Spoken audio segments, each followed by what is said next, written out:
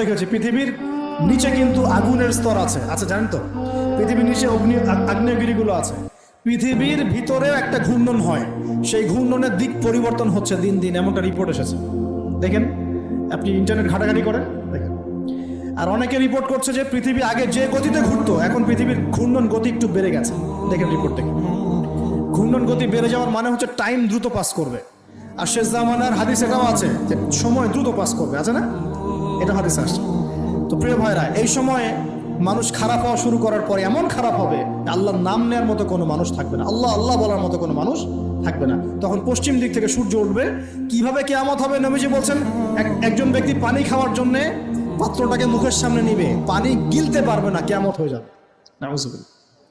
ইযা ওয়াকাআতিল ওয়াকিআ লাইসা লিওয়াকাআতিহা কাযিবা আল খারিআতু মাল খারিআ ওয়া মা আদরাকা মাল খারিআ, আছে না? আম্মা ইয়াতাসাআলুন আনিন নাবাইল আযীম। কত সূরা আছে কিয়ামত সংক্রান্ত, পড়ে দেখেন। ইযা যুলজিলাতিল আরদু জিলজালাহা ওয়া আখরাজাতিল আরদু আসকালাহা ইযা আশ-শামসু কুওয়িরাত ওয়া ইযা আন-নুজুমু ইনকাদারাত। এই সূরাগুলো পড়ে দেখেন। আম্মা পাড়ার শেষ পাড়াটা, যেটা 30তম পাড়া, এর সূরাগুলো পড়ে দেখেন। কিয়ামত চোখে দেখতে পারবেন ইনশাআল্লাহ। সিংহায় ফুঁক দেওয়া হবে। আল্লাহ পাকের ফেরেশতার এত ক্ষমতা আল্লাহ দিয়েছেন, একটা ফুয়ে পুরো মহাবিশ্ব ধ্বংস হয়ে যাবে ইনশাআল্লাহ। চারটাখানি কথা নাকি?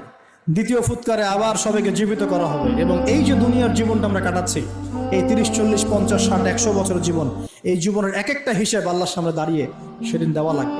অতএব এই দুনিয়ার জীবনটাতে প্রস্তুতি গ্রহণ করি, 5 ওয়াক্ত নামাজ পড়ি, যাকাত দেই, কালিমা বোঝার চেষ্টা করি, আল্লাহ তাওহীদ শিখি, জানি, বুঝি, নবীর সুন্নত অনুযায়ী আমল করি, হালাল খাই, পরিবার গড়ি, মানুষকে সৎ কাজের দাওয়াত দেই, অসৎ কাজে